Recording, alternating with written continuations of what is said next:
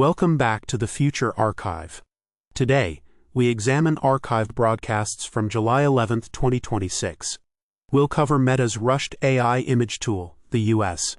compensating Havana Syndrome victims, press freedom tensions under the Trump administration, Apple's lawsuit against OpenAI, and whether a 13-year wait for a video game remake was justified. The first story.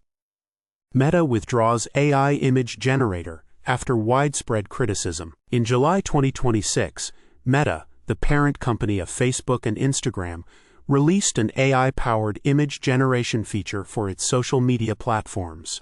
The tool, designed to let users create custom images from text prompts, quickly drew backlash.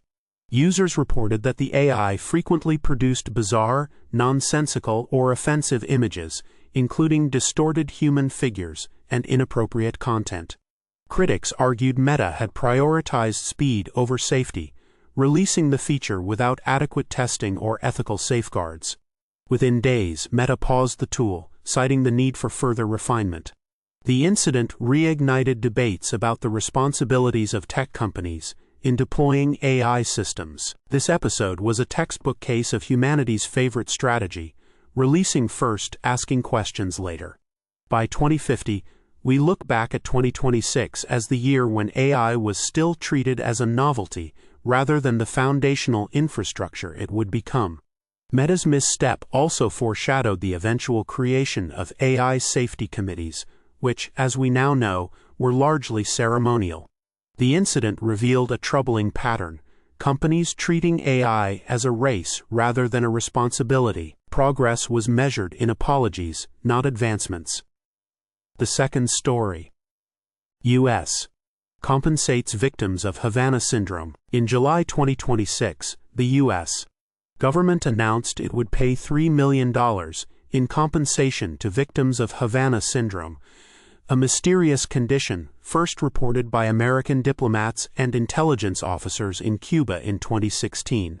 Symptoms included headaches, dizziness, and cognitive difficulties, often accompanied by strange sounds or sensations.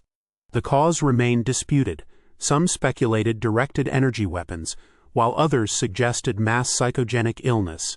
The payouts were part of the Havana Act, passed in 2021, which provided medical care and financial support to affected individuals.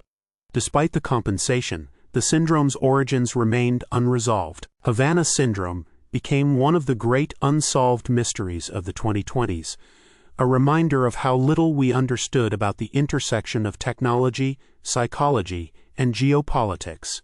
By 2050, historians still debate whether it was an act of foreign aggression, a psychological phenomenon, or, as some cynics suggest, the result of the intern accidentally activating an experimental device. The payouts were a rare acknowledgement of suffering, though the lack of answers left many questions lingering. Some mysteries were solved with money, not answers. The third story. Trump administration subpoenas New York Times journalists over Air Force One reporting. In July 2026, the Trump administration issued subpoenas to New York Times reporters investigating expenses related to Air Force One, the presidential aircraft. The reporters had been looking into allegations of excessive spending and potential misuse of taxpayer funds. The subpoenas were widely seen as an attempt to intimidate the press and discourage scrutiny of the administration. Press freedom advocates condemned the move, arguing it set a dangerous precedent for government overreach. The New York Times vowed to fight the subpoenas in court. This was a stark reminder of the tensions between power and accountability in 2026.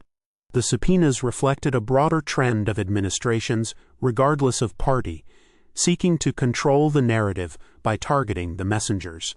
By 2050, such clashes seem almost quaint, given the eventual decline of traditional journalism in favor of AI-generated news. Still, the episode underscored a timeless truth: those in power rarely welcome the spotlight. The Fourth Estate was still standing, but barely. The fourth story.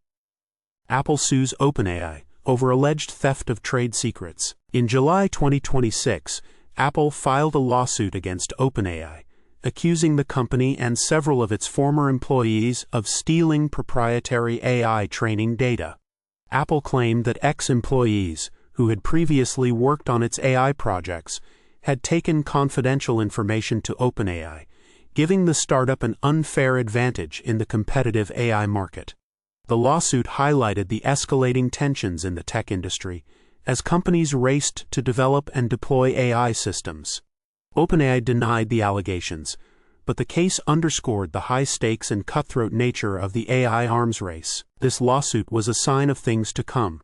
By 2050, the tech industry's early skirmishes over AI intellectual property look almost civil compared to the corporate wars that followed.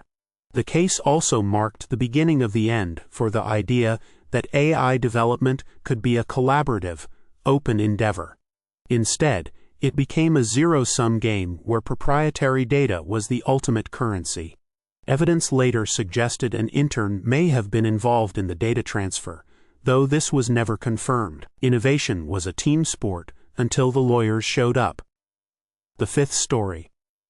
Assassin's Creed Black Flag Remake released after 13-year wait. In July 2026, Ubisoft released a remake of Assassin's Creed IV, Black Flag, the beloved 2013 pirate adventure game. The remake featured modernized graphics, refined gameplay mechanics, and additional content. Fans had been waiting over a decade for the update, and the release sparked debates about whether the improvements justified the lengthy delay.